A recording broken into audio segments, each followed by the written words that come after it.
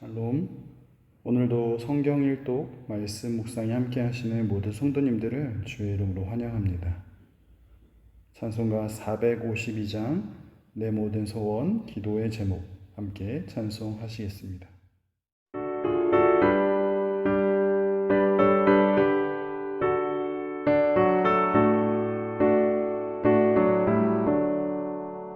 내 모든 소원 기도의 제목 예수님 닮기 원함이라. 예수님 형상 나에게 위해 세상에 모게 졌네. 예수님 닮기 내가 원하네.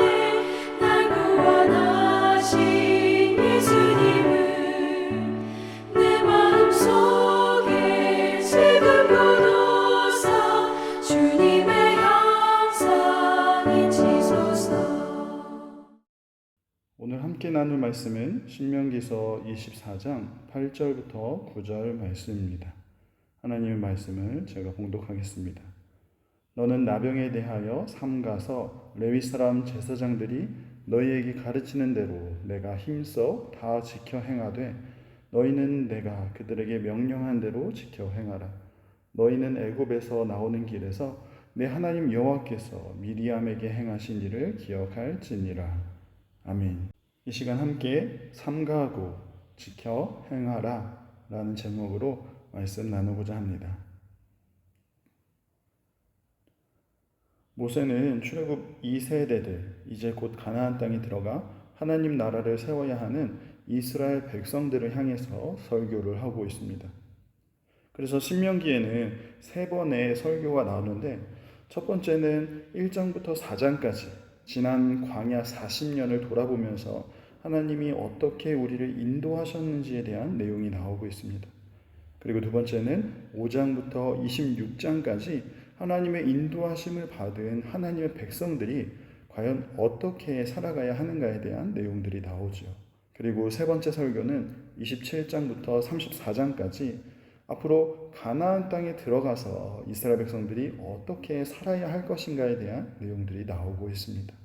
그 중에 오늘 함께 읽은 본문 24장은 이스라엘 공동체를 향한 말씀이고 특별히 이 공동체 안에 연약한 자들에 대한 말씀입니다. 그래서 모세는 결혼과 이혼에 대해서 말씀하고 있고 그리고 사회적 약자에 대해서 공동체 안에서 그들을 어떻게 대해야 할지를 말씀하면서 약자들에 대한 하나님의 마음을 선포하고 있습니다.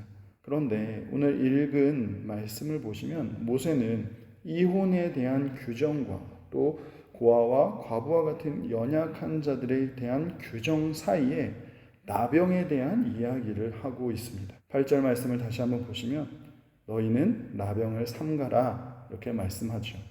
그렇다면 나병이 이스라엘 공동체 안에서 무슨 의미가 있길래 모세는 나병을 삼가라고 말씀하고 있는 것입니까? 이 나병이라는 단어는 히브리어로 차라아트라고 하는데 내려치다, 매질하다라는 뜻에서 파생된 그러한 단어입니다. 다시 말하면 이 나병은 하나님의 심판, 죄에 대한 심판이라는 의미가 담겨 있는 것이죠. 그래서 모세를 비방한 미리암이 나병에 걸리기도 하였고 교만한 우시야 왕이 나병에 걸리기도 합니다. 또 나아만 장군이 나병에서 깨끗하게 된 대신에 엘리사의 종 게하시가 자신의 탐욕으로 인해 나병에 걸리기도 합니다.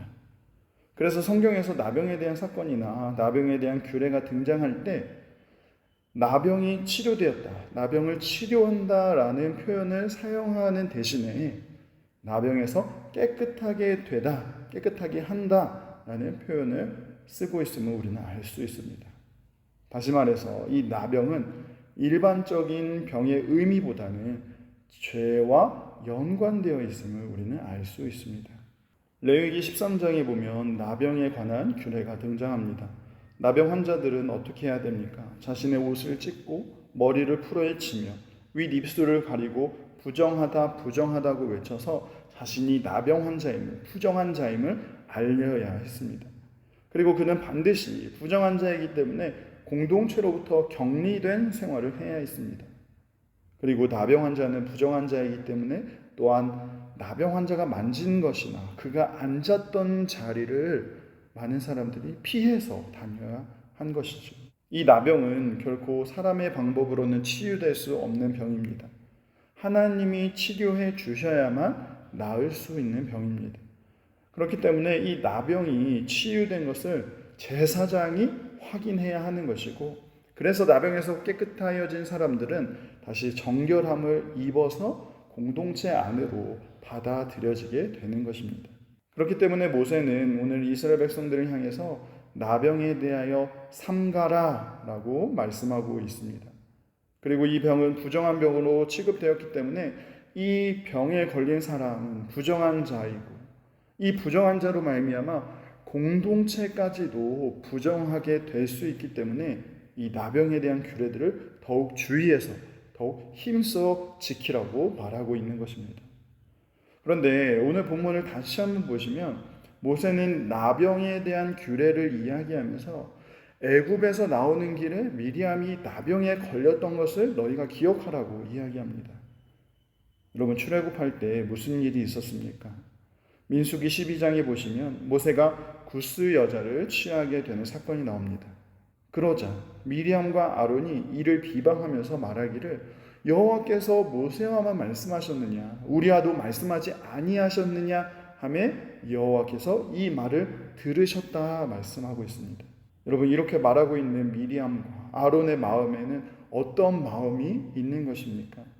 여호와께서 들으셨더라라는 말씀을 생각해 볼 때 미리암과 아론의 비방은 단순히 모세의 도덕적인 잘못에 대한 비방에 그치는 것이 아니라 하나님이 모세에게 허락한 권위에 도전하고 있는 그런 모습인 것이고, 자신들도 하나님과 대면할 수 있다는 그 교만함과 질투가 담겨 있는 것입니다.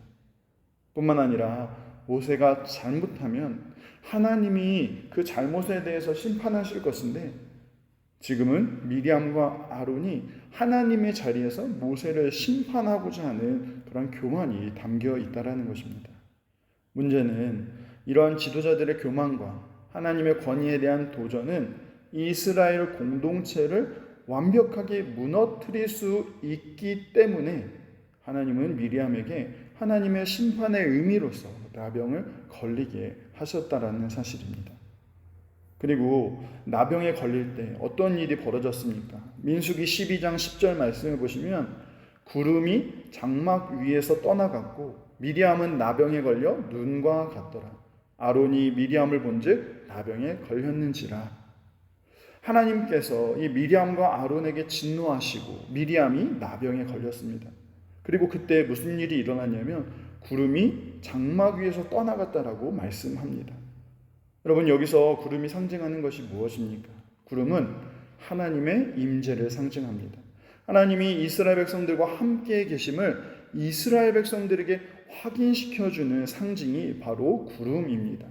그런데 구름이 장막 위에서 떠나갔다라는 것은 하나님의 임재하심이 백성들 사이에서 떠나갔다라는 의미이고, 이것은 단순히 미리암과 아론의 죄가 두 사람의 죄로 끝나는 것이 아니라 그들의 죄가 공동체의 죄로 여겨질 뿐만 아니라 이것은 공동체의 심판으로도 연결된다는 사실입니다. 그렇기 때문에 지도자들의 교만과 또 권위에 대한 도전은 분명 하나님 앞에서 큰 죄로 여겨진다는 것이고, 이것은 반드시 공동체를 무너뜨리게 되는 분명한 죄라는 사실을 우리는 기억해야 하는 것입니다. 마찬가지로 나병에 걸리는 것은 단순히 한 사람의 질병을 말하고자 하는 것이 아니라 이것은 하나님의 심판이기 때문에, 그리고 이 나병으로 인해서 이스라엘 공동체가 무너질 수 있기 때문에 모세는 지금 나병에 대한 규례를 너희가 더욱 힘써서 지켜야 한다라고 말씀하고 있는 것이죠. 하지만 여기서 중요한 사실이 무엇입니까? 미리암이 나병에 걸렸을 때 하나님의 임재가 떠나긴 하였지만 그 즉시 모세는 미리암을 위해서 기도하였고 미리암은 7일 후에 다시 회복되었습니다. 미리암이 나병에 걸렸다라고 해서 이스라엘 이 공동체가 미리암을 버리고 떠나간 것이 아니라 미리암이 온전히 회복되어서 이스라엘 공동체 안으로 다시 받아들여질 때까지 이 이스라엘 공동체는 7일 동안이나 함께 기다렸다라는 사실인 것이죠. 사랑하는 성도 여러분, 하나님의 공동체는 이러한 모습입니다. 서로 비방하는 것, 이것은 반드시 삼가해야 하는 모습입니다. 왜냐하면 그 비방 속에는 나는 괜찮고 나는 옳고 당신은 틀렸고 당신은 잘못되었다라는 하나님의 자리를 대신하고자 하는 그 심판과 판단과 교만이 담겨 있기 때문입니다. 하나님의 자녀들, 하나님의 백성들을 비방하는 것은 단순히 지적하고 판단하는 것에서 그치는 것이 아니라 공동체에 허락하신 하나님의 그 권위에 도전하는 것과 마찬가지이기 때문에 우리는 이제 더 이상 비방하는 것을 반드시 삼가해야 하는 것이죠. 그리고 그 대신에 우리가 기억해야 할 것, 혹시라도 그렇게 비방하는 자로 인해서 하나님의 심판을 받은 자가 있다고 할지라도 죄로 인해서 하나님의 심판을 받아 힘들고 어려운 상황에 처한 자가 있다고 할지라도 하나님의 공동체는 무엇을 기억해야 하는 것입니까? 우리가 그 사람들에 대해서 똑같이 비방하고 판단하는 것이 아니라 심판을 받은 사람이 다시 회복되어서 하나님의 공동체에 받아들여질 때까지 우리는 함께 이 자리에서 기다려 주어야 한다는 것이죠. 그 사람을 불쌍히 여기고 그 영혼을 위해서 함께 기도하며 기다리는 모습이 바로 하나님이 우리에게 원하시는 하나님의 공동체의 모습이라는 사실입니다.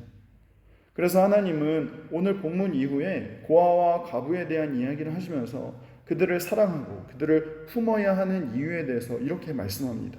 18절과 22절 말씀에서 너는 너를 거기서 속량하신 것을 기억하라. 애굽 땅에서 종 되었던 것을 기억하고 그래서 더욱 그들을 잘 섬기라고 말씀하시는 것이죠. 마찬가지입니다. 우리 역시 구원받을 자격도 구원받을 만한 어떤 조건도 없는 자들입니다. 하지만 하나님은 그런 우리를 사랑하시되 끝까지 사랑하시고 아들을 내어주시기까지 사랑하셨습니다. 하나님이 우리를 얼마나 어떻게 사랑하신 것을 기억하면서 우리 역시 우리 공동체를 위해서 우리가 받은 그 사랑으로 공동체를 품어야 하는 것입니다. 사랑하는 성도 여러분, 하나님은 우리를 한 공동체로 부르셨습니다. 우리는 이 공동체를 위해서 반드시 삼가야 할 것이 있고 반드시 기억하여서 행해야 할 모습이 있습니다. 오늘 하루도 하나님이 우리를 어떻게 사랑하셨는지를 우리에게 어떻게 행하셨는지를 기억하시면서 비방과 판단 대신에 우리가 받은 하나님의 그 사랑으로 우리 공동체를 섬기며 우리 안에 하나님 나라가 거룩하게 세워져 가기를 간절히 소망합니다. 기도하시겠습니다. 사랑하는 하나님, 구원받을 어떤 자격도 없고 구원받을 어떤 조건도 없는 우리를 그냥 내버려 두시지 않으시고 우리를 사랑하시되 끝까지 사랑해 주시니 감사를 드립니다. 우리가 구원받은 그 사실을 날마다 기억하며 늘 감사하며 이제는 우리 공동체를 위해서 그 사랑을 함께 나누는 우리의 모습 다 되게 하여 주옵소서. 나의 작은 죄가 공동체를 무너뜨리고 나의 헛된 욕심이 공동체를 넘어뜨릴 수 있음을 늘 기억하면서 그렇기 때문에 비방과 판단은 내려놓고 서로를 더욱 용납함으로 하나님 나라를 세워가는 우리의 모습 다 되게 하여 주옵소서. 우리를 한 공동체로 부르셨으니 이 땅에서 하나님 나라를 세워가며 누리며 나아가는 우리 믿음의 공동체 되게 하여 주옵소서. 감사를 드리오며 살아계신 예수님의 이름으로 기도합니다. 아멘. 오늘 함께 읽을 말씀은 신명기 22장부터 24장까지의 말씀입니다. 오늘도 말씀과 함께 승리하시길 간절히 소망합니다.